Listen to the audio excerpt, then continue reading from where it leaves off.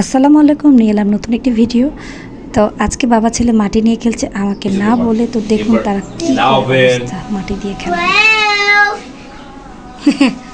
13 14 15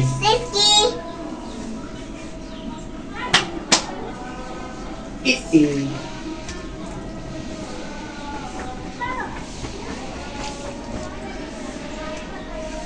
এগুলো এক জায়গায় করো, কাজ করো, এগুলো এক জায়গায় করো, এভাবে এক জায়গায় করো। বলো পাপা তুমি হেল্প করো। আমি হেল্প করতে দিচ্ছি। একটা কড়াইয়ের মধ্যে দুইটা বোতলের মধ্যে।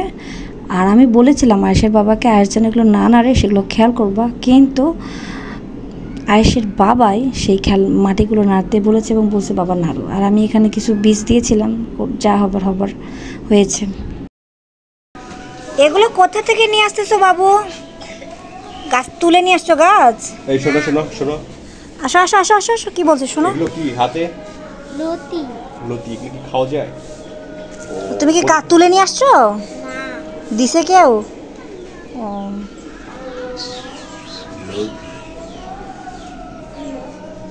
লতি এমনি খাইতে পারিস?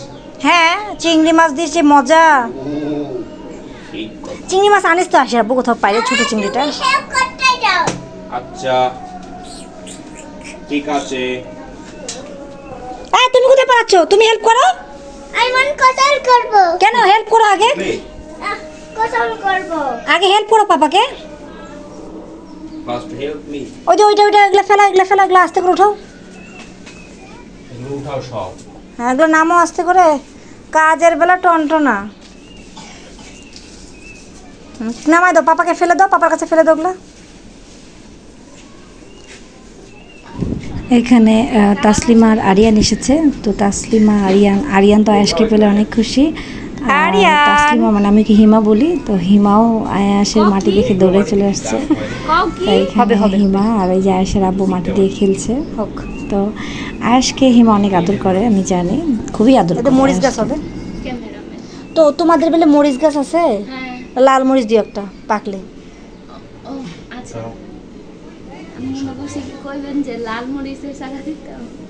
চারা আছে? যারা আছে তো চারাই দিও একটা ছোট দেখে। আচ্ছা আচ্ছা এদের ভাষা কি জানিস?